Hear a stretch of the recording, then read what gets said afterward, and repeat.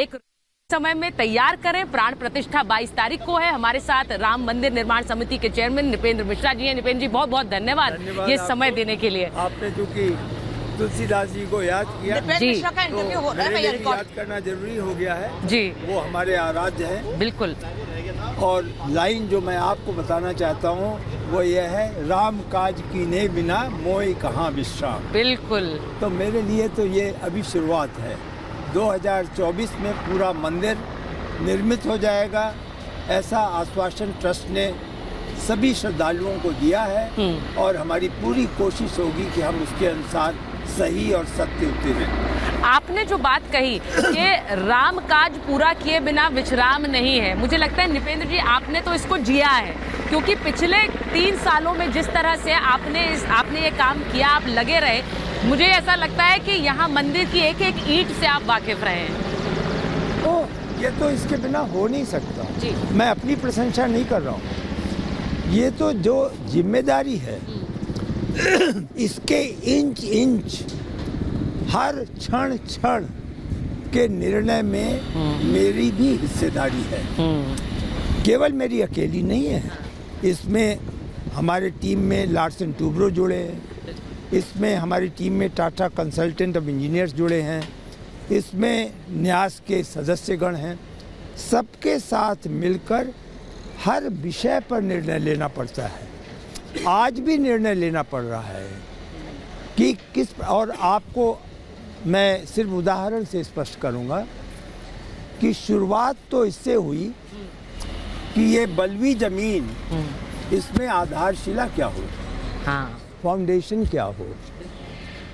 तो बड़ा विवाद नहीं, लेकिन विचार की भिन्नता थी कि यहाँ पे पाइल फाउंडेशन हो या यहाँ से मिट्टी खोद के बाहर करें और इंजीनियर्ड मिट्टी लाएं और उसके ऊपर हम निर्माण कार्य करें। राफ्ट किस चीज़ का बने, प्लिंथ का पत्थर कैसा हो, बंसी पहाड़पुर का स्टोन जो है वो किस प्रकार से और कैसे उसको जोड़ा जाएगा, क्योंकि लोहे का इस्तेमाल नहीं होना था, तो कॉपर के क्लिप्स लगाने थे। तो ये जो कण कण में, क्षण क्षण में एक एक स्तर पे निर्णय लेना होता था, और शायद इस प्रकार के निर्माण कार्य में कोई एक अकेला श्रेय नहीं ले सकता। जो भी निर्णय थे वो टीम वर्क से हो सकते थे। इसलिए आपने जो कहा कि जितना कार्य हुआ है और जो अब आगे कार्य होना है, एक टीम एफर्ट होगा, उसका मैं भी हिस्सेदार हूँ। ये बहुत अच्छा लगा नृपेंद्र जी आपसे सुनकर, क्योंकि मुझे ऐसा लगता है कि इस मंदिर में एक जो जन भागीदारी है, क्योंकि आपने कहा सब इसमें है, मैं वो जन भागीदारी इसमें भी देखती हूँ कि हर किसी ने जैसे दान दिया, लोगों ने 10-10 रुपए दान दिए। लोग जब आप अंदर आ रहे थे हमारे साथ, मुझे बड़ा अच्छा लगा, लोग आपके साथ तस्वीर खिंचा रहे हैं, आपके पैर छू रहे हैं, क्योंकि उन्हें पता है कि आपने इस मंदिर निर्माण में किस तरह से अपना समय और अपना पूरी मेहनत लगाई है। आपको लगता है कि लोग एक तरह से इस मंदिर के साथ साथ, आपने पिछले सालों में आपने देखा है लोग जुड़ते चले गए बहुत। जो आपने कहा, जब मंदिर का ढांचा शब्द तो बहुत गलत होगा, जो मंदिर का प्रारंभिक आकार की कल्पना हुई तो उसमें इतना एम्बिशियस नहीं था, इतनी ज़्यादा हम आशा नहीं कर रहे थे कि इस प्रकार का भव्य 3 स्टोरी टेम्पल होगा, लेकिन बन गया। इरादा था तो होना था। अब जब नक्शा बन गया, आर्किटेक्ट हो गया, तो धनराशि का प्रश्न उठा। बिल्कुल। तो धनराशि कहाँ होगी, और यह तो स्पष्ट था। 2 चीज़ें स्पष्ट थी, न्यास ने एक तो यह कहा था और वो न्यायालय ने भी कहा था कि इसमें किसी प्रकार शासन का योगदान धनराशि इत्यादि के रूप में, क्योंकि ऑटोनॉमस है, हाँ, बिल्कुल, वो नहीं होगा। तो दूसरी बात, ट्रस्ट ने कहा था कि हम कोई भी ऐसा सामान क्रय नहीं करेंगे जिसमें टैक्स वगैरह बचाने का प्रयास हो। हाँ। तो सबसे पहले हम सरकारी टैक्स देंगे, तब इस निर्माण कार्य को शुरू करेंगे। तो धनराशि के बारे में चुनौती हुई। अंत में 5 लाख से अधिक गांवों में स्वयं सेवक जो विश्व हिंदू परिषद के और राष्ट्रीय स्वयं सेवक संघ के स्वयं सेवक थे, उन्होंने गांव-गांव संपर्क करके 3,500 करोड़ रुपए एकत्रित किए। और आपको गर्व होगा उनकी निष्ठा पर कि उनका 100% ऑडिट कराया गया और ऑडिट में प्रमाण पत्र मिला कि किसी प्रकार की कोई वित्तीय अनियमितता नहीं हुई है। तो आज हार्वर्ड में ये स्टडी है, हार्वर्ड ने स्टडी किया कि प्राइवेट पार्टिसिपेशन से भी कैसे इस प्रकार के प्रोजेक्ट्स बन सकते हैं। तो ये सही है और ये दैविक था। ये आप अक्सर कहते हैं। हाँ, ये क्यों कहते हैं आप? इसलिए कि हाँ। मैंने अनुभव किया। हाँ। प्रारंभ से 2020 जब कोविड था और आज और आने वाले वर्षों में जब जिम्मेदारी चलेगी मेरी, हाँ। कोई भी कार्य ऐसा नहीं हुआ और किसी प्रकार का आप यूँ समझें कि शाम तक चैलेंज आते थे, थोड़ी सी परेशानी होती थी मानसिक, उन चैलेंजेस को लेकर के मैं कभी कभी सोया भी हूँ और प्रातः उसका समाधान मिल गया। कितने ऐसे अवसर आए, हाँ। आप कभी अगर मुझसे कहेंगी कि इनको कैटलॉग कर दो, हाँ। तो मैं ये बताना चाहूँगा कि कैसे अपने आप हाँ। समाधान मिलता था। और यदि उस समाधान के लिए किसी व्यक्ति विशेष के पास जाना होता था और मन में यह होता था कि आज तो मैं असफल हो जाऊंगा क्योंकि शायद सफलता नहीं मिले, हाँ। तो आप विश्वास माने सुनने के बाद हाँ। उनका एक ही जवाब होता था कि ये तो राम का काम है, ये नहीं मैं करूँगा तो कब करूँगा, आपने मुझे जोड़ दिया, मैं आभारी हूँ। मैं आपको 2 उदाहरण दूँगा। श्री अमिताभ बच्चन को हम लोग चाहते थे कि एक फिल्म बन रही है, मार्च अप्रैल में शायद रिलीज होगी। उसके डायरेक्टर हैं प्रियदर्शन जी, अच्छा, अच्छे जाने माने डायरेक्टर हैं। तो उस फिल्म में ये था कि कुछ वॉइस रेंडर करना है, तो उसको करने के लिए मुझे टेलीफोन करने के लिए कहा गया। तो मैं बड़ा डरता डरता, इतने बड़े हमारे अभिनेता, बिल्कुल, और मैं उनकी बड़ी इज्जत करता हूँ। हाँ।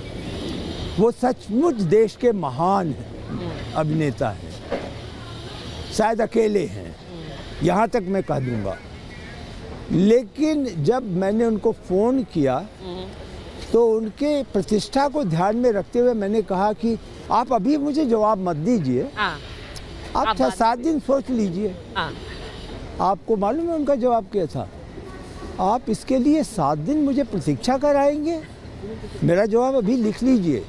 नंबर 1, मैं इसमें भागीदार होऊंगा और इसको प्रो बोनो करूंगा, इसमें कोई आपसे धनराशि की बात नहीं करूंगा। तो यह इस प्रकार का उत्तर मिला करता था।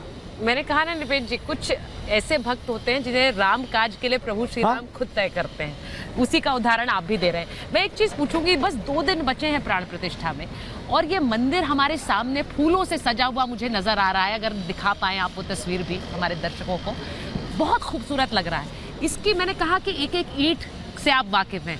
जब अंदर, ये बार बार कहा जा रहा है कि जब श्रद्धालु मंदिर में अंदर घुसेंगे तो उन्हें क्या क्या प्रत्यक्ष सामने दिखेगा, क्योंकि अभी वो आपकी आंखों से देखेंगे मंदिर को। ये बहुत अच्छा है, मैं बता सकूंगा। और मैं निर्माण में यदि आपका कोई प्रश्न होगा तो प्रयास करूंगा।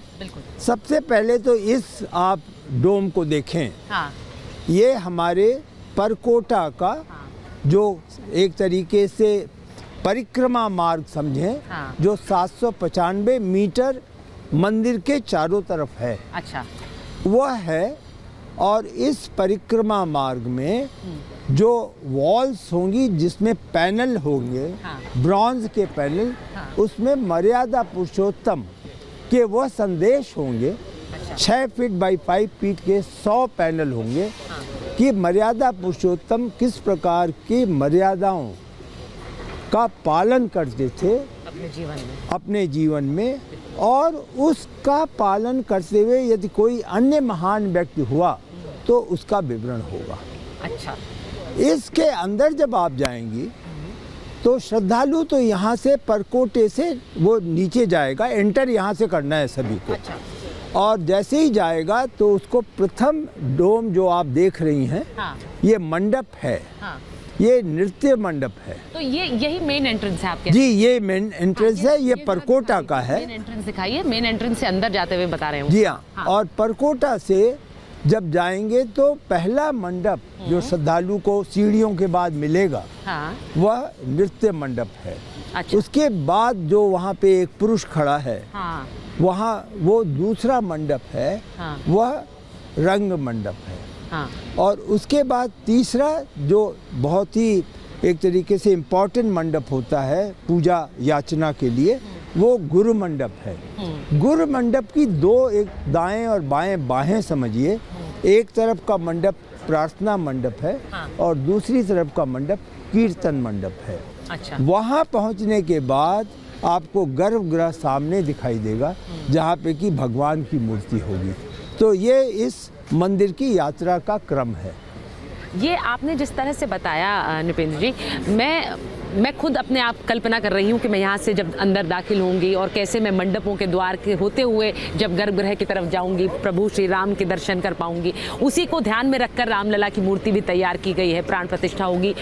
आपसे भी ये बात कई बार होगी, क्योंकि आपने तो जिम्मेदारी निभाई है कि आपने सुना कि ये सवाल उठाए जा रहे हैं कि मंदिर पूरा नहीं है, निर्माण पूरा नहीं है, उसके बावजूद प्राण प्रतिष्ठा हो रही है। मैं सिर्फ आपसे पूछूंगी, मंदिर निर्माण क्या पूरा नहीं है? मैं आपसे बेहतर तो कोई बता नहीं सकता। यह बात आपने बहुत अच्छा किया कि ये पूछा। पहला मेरा यह संकेत नहीं है, ये पुष्टि है। हाँ। कि भगवान रामलला, कृपा करके सोचें, रामलला हाँ।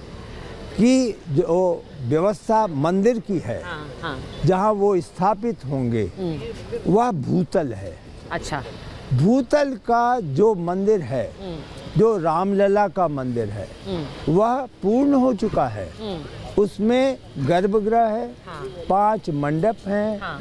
मंडप में कम से कम आप यूँ समझिए कि 110 पैनल्स, पिलर्स है। उसमें आइकनोग्राफी है, उसका सब फर्श वगैरह सब पूर्ण हो गया है। ले जो इनेमल का ले होता है, इनले होता है, सब कुछ हो गया है। अब केवल फर्स्ट फ्लोर और सेकंड फ्लोर होना है। लेकिन फर्स्ट फ्लोर जो है वो राम दरबार है, वो राजा राम है। हाँ। वो रामलला नहीं है, वो रामलला नहीं है। राजा राम फर्स्ट फ्लोर पे होंगे, हाँ। जहाँ सीता जी आ चुकी होंगी। अच्छा। और राम, सीता, उनके भ्राता और उनके परम सेवक हनुमान जी वह राम दरबार में होंगे। और दूसरा और अंतिम फ्लोर जो है वो अनुष्ठान के लिए है। तो इसलिए जो लोग कहते हैं कि मंदिर अधूरा है, उनसे मैं पूछता हूँ, रामलला जब पहुँचेंगे तो उसकी खुशी होनी चाहिए या आपको प्रथम तल और दूसरे तल की चिंता होनी चाहिए? बिल्कुल स्वाभाविक है। दूसरा प्रश्न है, हाँ। पहले के मंदिर जो बनते थे, हाँ। वो 10-10, 12-12 साल में बनते थे, लेकिन भगवान वहाँ स्थापित हो जाते थे। तो क्या वो अधूरे मंदिर थे? नहीं, उनका भी गर्भगृह पूरा होता था। हाँ। उनका भी इसी प्रकार से जो पूजा, जो आराधना है, हाँ। जो अर्चना है, हाँ। उसकी जो व्यवस्था है वह पूरी होनी चाहिए, और वही महत्वपूर्ण है।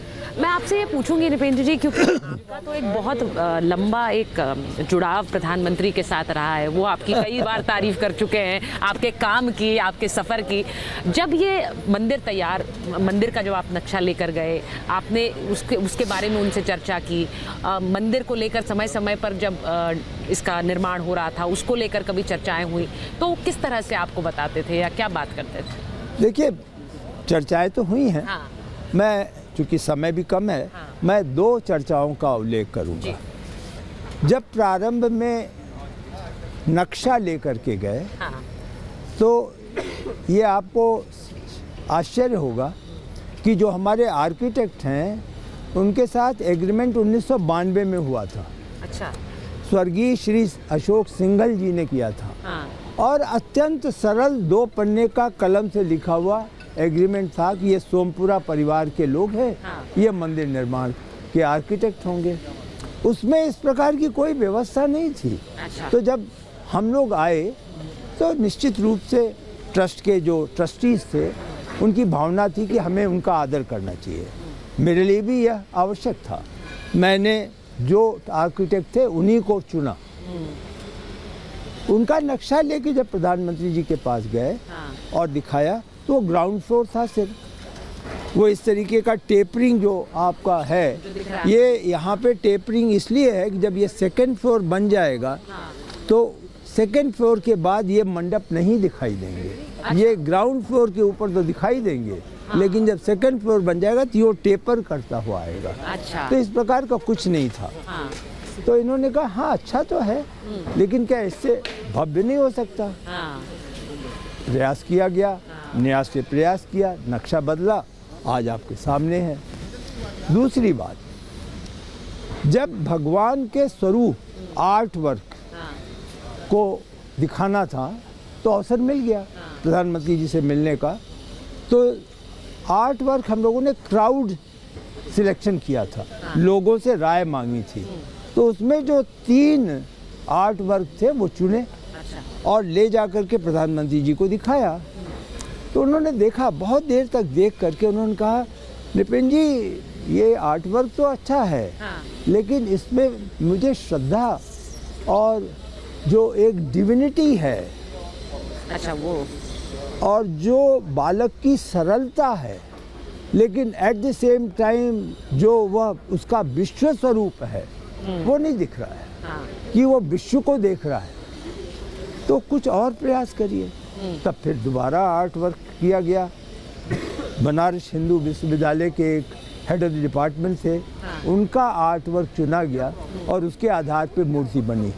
तो आपको मैंने 2 उदाहरण दिए जिससे कि यह पता लगे कि किस प्रकार वो दूर रहते थे लेकिन आवश्यकता पड़ने पर मार्गदर्शन देते थे। देवेंद्र जी, मैंने आपके बारे में सुना है कि आप खुद एक बड़े राम भक्त हैं, आप खुद पूजा करते हैं, ये मैंने सुना है आपके बारे में, आप बताएंगे बेहतर। और इसीलिए आपसे पूछ रही हूँ कि जब प्राण प्रतिष्ठा से पहले रामलला की मूर्ति मंदिर में आई, उससे पहले एक नगर भ्रमण हुआ, तो बहुत लोगों ने पूछा कि जैसे जगन्नाथ में होता है, प्रभु जगन्नाथ की रथ यात्रा निकलती है, क्या ऐसा ही कुछ यहाँ नहीं कर सकते हैं कि प्रभु श्री राम भी अपने नगर भ्रमण के लिए निकले? कभी कुछ ऐसा विचार कभी प्रधानमंत्री ने दिया हो या आप लोगों ने सोचा हो? बहुत अच्छा है आपने सवाल पूछ लिया। हमारी जो मूर्ति गर्भगृह में होगी, वह एक तो खड़ी मूर्ति है जो कि स्थापित होगी, वो अचल है, ठीक है, और वो 51 इंच की है जो चयनित हुई और जो आज गर्भगृह में है। जो वर्तमान के अस्थायी मंदिर में भगवान हैं, जो रामलला है, वह रामलला भी आजकल में पहुंच जाएंगे गर्भगृह में। और जहाँ खड़ी मूर्ति है उसके ठीक बगल में नीचे सिंहासन पर, वहीं पर जैसे वहाँ है उसी प्रकार से उनका सम्मान के साथ स्थान मिलेगा। वह उत्सव मूर्ति है। तो जब कभी भी हमको देव दर्शन के लिए बाहर जाना होगा और श्रद्धालुओं के समक्ष भगवान को ले जाना होगा तो उत्सव मूर्ति जाएगी। अच्छा, अचल मूर्ति अभी आपके सहयोगी ने कहा था जैसे पुरी में है, तो उस प्रकार की व्यवस्था होगी, वह किया गया। अभी जो छोटे मोटे मतलब पूजा तो बहुत बड़ी हो रही है पिछले 4 दिनों से, उसमें जो व्यवस्थाएं थी देव दर्शन की कि भगवान देव दर्शन करेंगे तब गर्भगृह में जाएंगे, उस सभी को यहाँ मंदिर के परिसर में पूर्ण किया गया।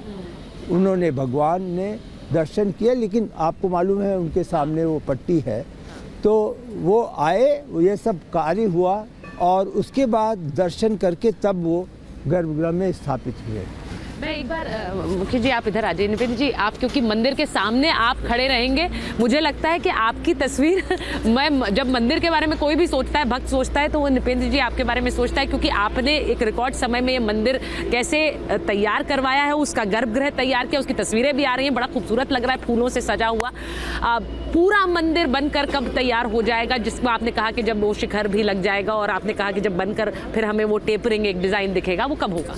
मैं श्रद्धालुओं को ये आश्वासन देना चाहूँगा, अपनी तरफ से नहीं, टीम की तरफ से, कि टीम ने पूरा निर्णय लिया है कि वर्ष 2024 31 दिसंबर को मंदिर, परकोटा और 7 जो सोशल हार्मनी के मंदिर बनेंगे, जिसमें महर्षि वाल्मीकि से शुरू होगा और सबरी तक होगा, ये सभी कार्य दिसंबर 31 2024 तक पूर्ण होंगे।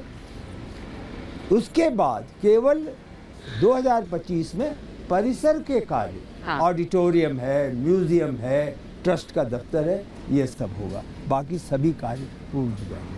निपेंद्र जी ये समय देने के लिए मुझे लगता है हम सब के लिए ये भारत की सांस्कृतिक चेतना, भारत के सांस्कृतिक इतिहास का एक बहुत अहम तिथि होने वाली है, और उस तिथि को यहाँ हमारे सामने आप साकार कर पा रहे हैं, क्योंकि मैं ये सामने प्रत्यक्ष अपने सामने मंदिर को देख रही हूँ, जो 2 दिन बाद प्राण प्रतिष्ठा यहाँ होगी, उसे साकार कर पा रहे हैं, करोड़ों राम भक्तों के सपनों को साकार कर पा रहे हैं, उसके लिए आपका बहुत बहुत धन्यवाद। आपको भी धन्यवाद, मुझे बहुत अच्छा लगा आपका शब्द चेतना जी, सांस्कृतिक चेतना, बिल्कुल वही है।